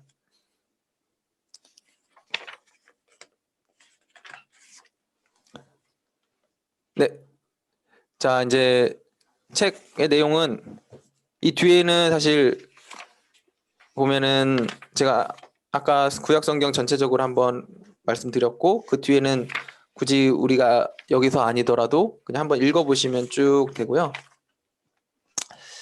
자, 다시 한번 시간이 이제 거의 다 됐는데 말씀드리면은 공지사항입니다. 수업은 반드시 예습해 오셔야 되고 한번 쭉 읽어보시면 좋고요. 성경을 꼭 읽으셔야 됩니다. 그래서 제가 성경 읽는 순서를 아까 말씀드린 대로 전체 안 읽으실 분들, 골라서 읽으실 분들에게 읽어야 되는 부분들을 제가 카톡에 올려드릴 거고요. 성경 읽으신 대로 다음 시간에 이제 제가 출석 부르면 어디 읽고 있습니다 라고만 얘기하시면 됩니다. 그리고 결석은 말씀드린 대로 무단 결석만 결석이고 미리 말씀드리신 분들은 괜찮습니다. 말씀드리고 나서 일단 빠지신 분들은 동영상 올려드린 거 보시고 나서 그 내용 정리해서 저에게 보내주시면 됩니다. 말씀드린 대로 꼭 이수를 하시는 게 좋습니다. 자, 복습하겠습니다. 시대는 창조시대, 족장시대, 출애굽 광야시대, 가나안 정복시대, 사사시대, 단일왕국시대, 분열왕국시대, 포로시대, 귀환시대가 있고 창조 족장시대는 창세기, 그리고 출애굽 광야시대는 출애굽기, 민수기, 그리고 가나안 정복시대는 여호수아, 사사시대는 사사기, 단일왕국시대는 사무엘 상하와 역대상, 왕상, 열왕기상이랑 역대상은 밑에 나오죠. 여기까지 다윗 솔로몬 중간에 섞여 있고 그다음에 열왕기하 있고 그다음에 귀환시대 에스라, 느헤미야, 에스더. 그리고 밑에 이런 순서가 있고 시가서가 이렇게 있고 그다음에 아까 말씀드린 대로 분열왕국 시대 엉망진창이었기 때문에 하나님께서 선지자들을 많이 보내셨다. 그리고 이제 좀 뭐 방금 거는 농담 반 진담 반이었고요. 이 시대에 선지자들이 많은 이유는 역사적으로 보면은 성경의 대부분이 쓰여졌던 시대가 포로 귀환하고 나서예요. 그러니까 이스라엘 백성들이 그 전까지는 이제 구전으로 전해져 내려오다가 포로로 잡혀갔다가 귀환했는데 귀환한 백성들에게 가장 필요한 게 무엇이었을까요? 그들의 정체성이었겠죠. 정체성. 우리 민족에 대한 정체성. 그래서 우리가 하나님의 백성들이고 우리가 하나님의 율법을 따르고 이런 정체성들에 대한 어떤 필요가 있었을 거예요. 그래서 하나님의 말씀을 집필을 많이 했어요. 이 당시에.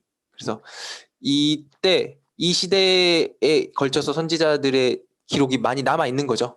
물론 앞에도 분명히 추측하고 상상하기로는 이런 하나님의 선지자들의 이야기들이 있었을 건데 지금 우리가 성경에 넣고 남아있는 이야기들은 이 이야기들이라는 거. 자, 그러면 오늘 기억할 거는 시대 구분 이것만 딱 기억하고 이제 끝나시면 돼요.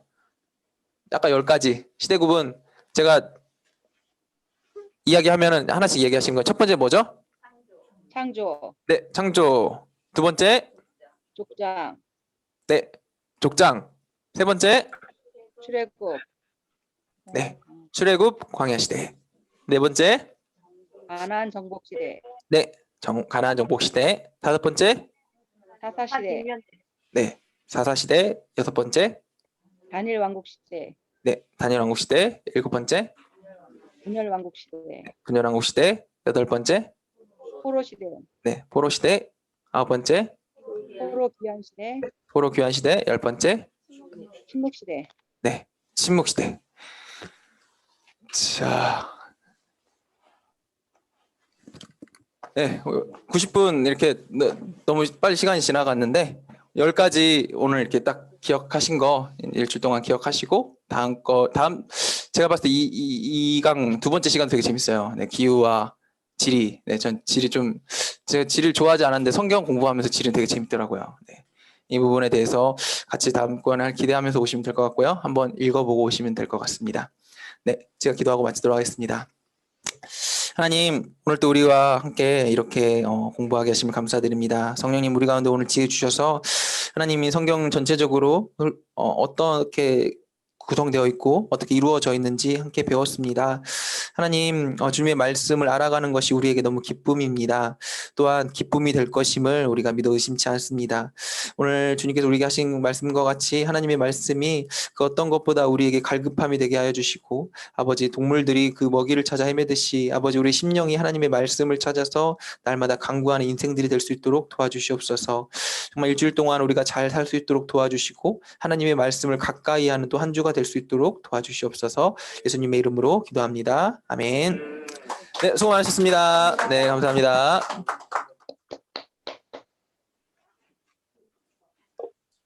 목사님, 이 내용 유튜브에 다시 올리시나요?